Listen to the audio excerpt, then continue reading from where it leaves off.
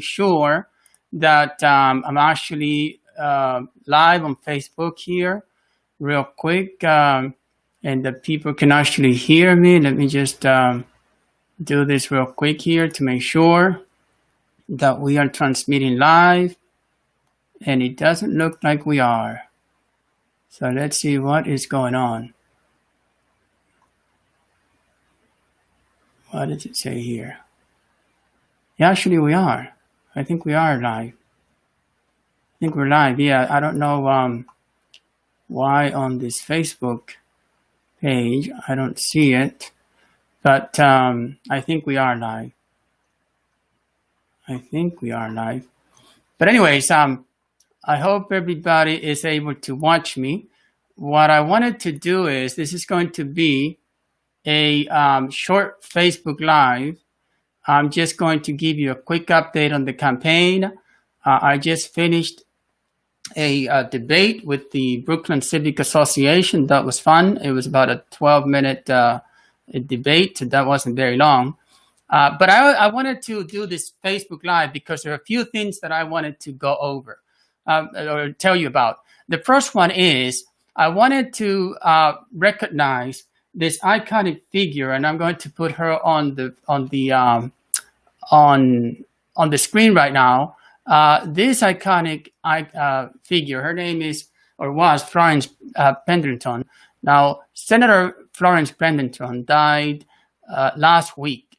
She was the first United States senator from the District of Columbia, and she was actually also the first African-American woman ever elected as a senator to the U.S. Senate. Now, granted, she wasn't seated because, as you know, members of Congress, except for our delegate who serve our city, are not seated in the U.S. Congress. We currently have two, what we call shadow members of Congress, two shadow senators, and one shadow members of the House.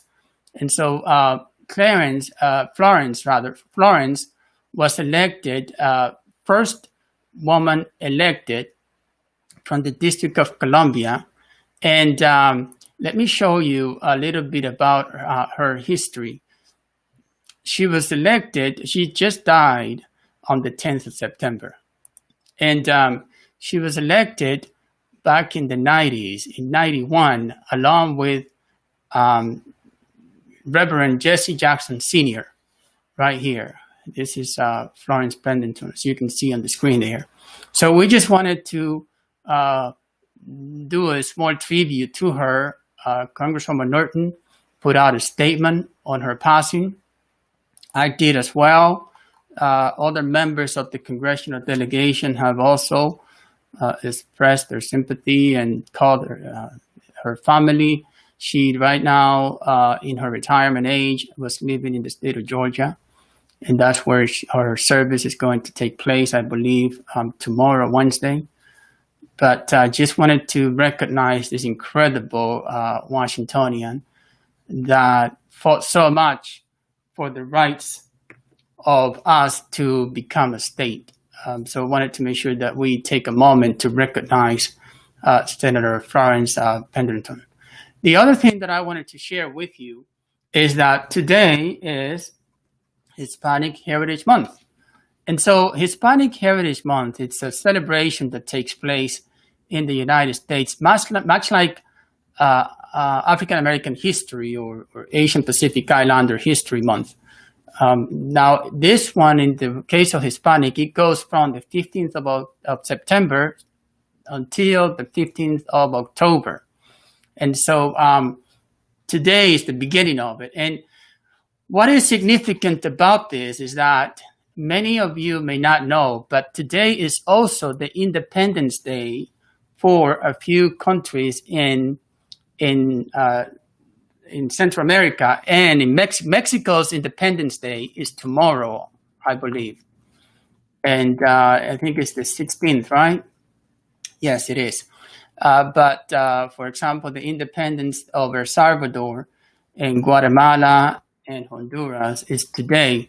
So we wanted to just take this moment now to remind you to do and engage with things related to our community.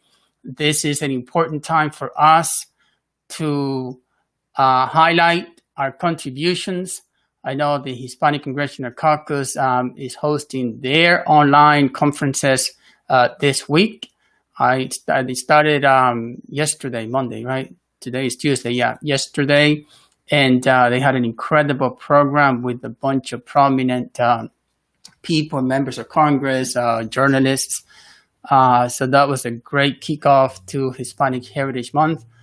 And throughout the month of September and throughout the month of September and part of October, we're going to continue to highlight our contributions. That is the Latino contribution to this great nation. And so please participate. Normally, we would host events outdoors, indoors, you name it. But because of the pandemic, we are a little limited, and we're trying to engage people in different ways. This is my way to engage people to participate and take part in the Hispanic Heritage Month celebration. Wanted to make sure that we know the data on coronavirus as well. This is just amazing. We're approaching the 200,000 death mark. It is unbelievable that so many Americans have died as a result of COVID-19. So please be sure to practice the protocol, practice what we are told, wear mask, wash your hands frequently, practice not social, but physical distance. All these things you need to do to ensure you stay healthy. I have not stopped working since the beginning of the pandemic. I am physically going to work. I'm not doing it every day, but almost every day. We're actually managed to do it every other week. But there are a lot of people that have continued to work throughout the pandemic. We want to make sure that we take the adequate precaution so that when we come back home, we don't bring the virus to our families. So please, please, please. I know that you're getting a lot of mixed signal. I know that right now you don't know I had a conversation recently talking to somebody that was saying that we need to hear the doctors. We need to believe the science. And the challenge is that who's doctors, right? Because if you're listening to certain doctors from the alt-right, it's likely that the information is going to be slightly different than some other doctors. So use, I think, common sense sometimes, but certainly go to this website, coronavirus.dc.gov, if you live in DC, so that you can keep up with the recommended practices in our city and really beyond. I mean, we're actually probably one of the most conservative cities in terms of our measures for dealing with the COVID-19 crisis.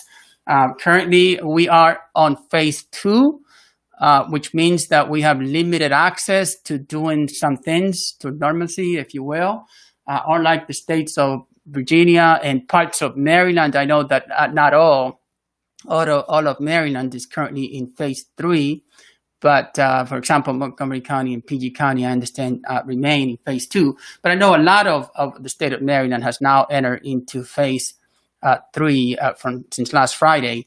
And so DC is yet to do this, right? And another thing, in addition to that, in addition to imposing requirements on everybody wearing masks pretty much everywhere, including outdoor, in DC, if you visit the city from what is considered a high-risk state, and those are states that are listed on this website here, you can actually see a list.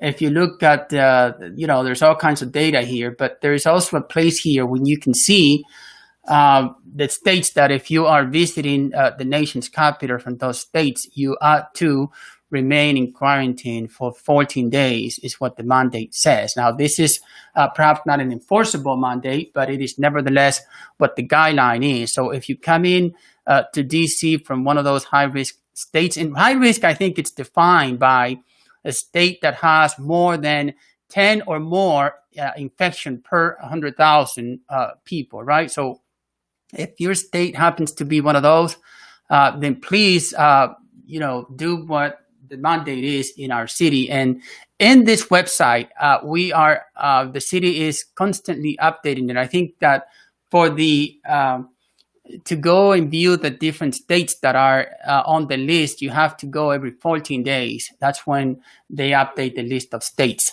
The other thing that I also wanted to talk to you briefly, it's about the campaign. Just to let you know that please be sure to visit franklinfordc.com. There are many ways in which you can come and help. We need people to drop literature right now, and that doesn't mean that you're going to have in-person contact. It means that we're going to physically go around neighborhoods and we're going to drop literatures that talk about the positions I have on various issues and how voters can get a hold of me in the campaign. So basically what we would do is we would in an afternoon or weekend daytime, we would go to a community and basically just drop off literature in front of people's homes. We don't knock on their doors. We don't go and talk to them directly. All we do is we just drop the literature and move on to the next house. So if you have some free time to do that, please go to franklinfordc.com and join our effort. We also need people to make phone calls. We need people to do a number of things. So if you have any free time, we would be very, very grateful if you would join. What we're trying to do here is we're saying, our argument is this. We're saying that DC City Council has been in existence for nearly 50 years. And we've had Latinos and Latinas who have run for city council. We have had Latinos who have run to be mayor of the city. We've had Latinos who run for basically every position, elected office. And we have very, very limited Latinos who've actually succeeded at winning elected office in the District of Columbia. Specifically, we had 2 members of the school board. Back in about 15 years ago, we had Victor Reynoso, who was a member of the school board. And prior to that, we had an at-large member, I believe his name was Frank Corona, in the late 70s, who managed to get elected. But pretty much that's it. And then, of course, I am the current elected shadow member of Congress. But aside from that, we just have not had the adequate representation for our community. If you look at how many ANCs we have in our city, about 300, I don't think you can find even 15 ANC commissioners who are Latinos. At the city hall, if you look at the Wilson building, I think they have about 200 people who work at that building. I'm not sure you can find 10 Latinos who work in that building. So this is about representation. Our city needs to reflect the people. Our legislative body needs to reflect the people it is representing. And that's not happening now. It hasn't happened really since the birth of the existence of self-autonomy as we know it today. And so we need to change that. And there is a good opportunity to do that now. I hope that a lot of you seize on that opportunity and join my effort. I think that I am uniquely qualified to be the representative of the people of our community, not only because I have worked for the last 30, 40 years with many communities here in the city, but I know the city well. I have been throughout the 130 plus communities that we have in our city. I have worked with members of the African American community, the LGBT community, the women's group, Asian American Pacific Islander, you name it. The immigrant community. I have worked in every community in our city. And I haven't just been doing this since I got elected in 2014. I got elected in 2014 because I was so involved in the community. As you remember that a group of visionary and myself, back in the days, we envisioned a way to create a political route or venue for or vehicle for Latinos to be empowered politically, and that's when the DC Latino Caucus was put in place. This is now about 15 years ago, and this is when I started big time advocacy for the Latino community. But prior to that, I already had a long history of advocacy and activism in the city, in the many communities of the city here. I mean, I remember back when I was an undergraduate at GW, I was already working statehood when Jesse Jackson Sr. came to my school, and he asked that a bunch of us help him get elected as the first shadow senator for the District of Columbia. And of course, I joined that effort.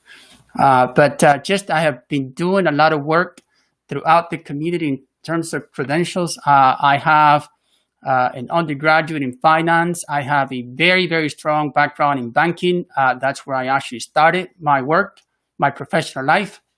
As a loan officer, did a lot of banking work, and still have a lot of strength in that. And then I went on to get a graduate degree in economics and business from the American University.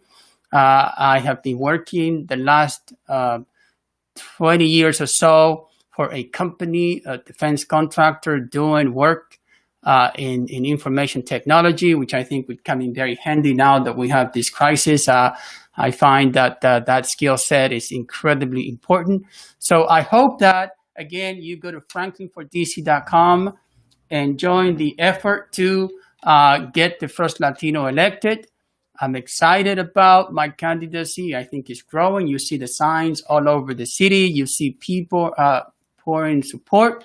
So please go to franklinfordc.com and let's make this happen. Thank you so much for this opportunity, and I look forward to engaging with you next time. Have a good evening, everybody.